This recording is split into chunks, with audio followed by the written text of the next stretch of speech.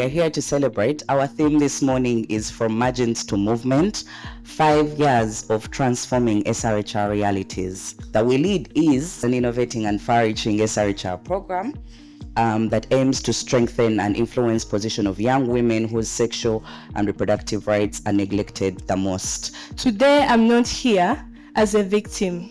I'm here today to amplify my voice and empower all those adolescent girls and young women living my reality, that we can stand above the stigma and change the narrative.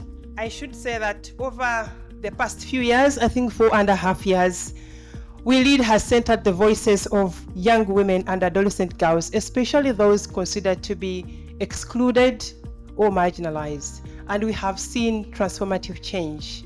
We have seen what happens when we trust young women to lead. The goal of the program is to give a voice, strengthen the agency, and build a strong movement of resilient young women who can claim their sexual and reproductive health and rights, and these are recognized and respected by society. The We Lead project was not just a project, but it was a story of inspiration, a project of change, and indeed we have seen changes being created. Some of us with our innovations, we have implemented the socio-economic component and livelihood, and for us this is a scar that has remained behind. The most achievements that I've experienced during this We Lead program is one, I'm able to empower young girls in my community. And also as a We Lead program, it has also empowered these young ladies. They have really confidence in themselves and they can come and speak boldly to other young women, young persons. They can give health education to them, encourage them to come for health services at the facilities. So now we have been able to pass the information that is passed to me by the lead group down to the grassroots. As a result, many of our young women have been discouraged from early marriages and motivated to embrace school, not to drop out. Now those who drop out, we encourage them to go skilling. Under the We Lead program, our cohorts have done a lot of research and we have a lot of good findings, which findings can be shared with all stakeholders. We have already disseminated the findings from the different research that has been done by the different cohorts, and we hope this research is not just going to die because the project has ended. I would like to say when we were implementing We Lead, our focus was mainly on local ownership, trying to ensure that grassroots organizations are not dependent on anyone, because most of the times when funds are being given, funds have been given to organizations that are already well known, they have structures. So I would say the first thing will be investing in local capacity and leadership.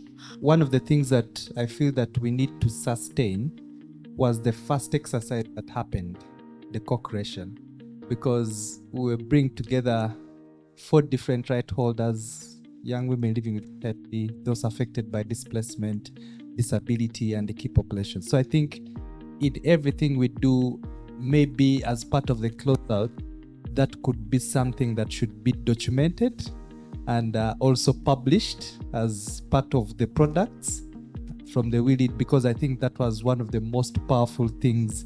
To sustain momentum, we need to continue to create these platforms where we're using digital materials to capture stories and enable people to speak as leaders and change makers, not just beneficiaries of programs. And these narratives build community, they drive policies change.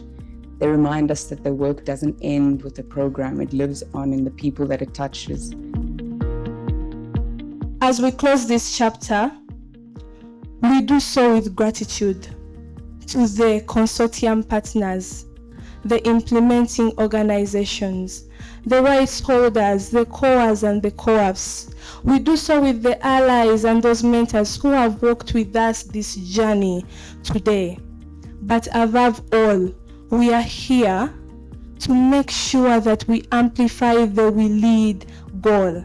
That is that young women voices are not only supposed to be included, but are supposed to be amplified because they are essential. As local governments and other partners, let us work together to make sure that the level we have reached, we don't fall back, but we continue moving in the right direction, and more especially in a more greater height.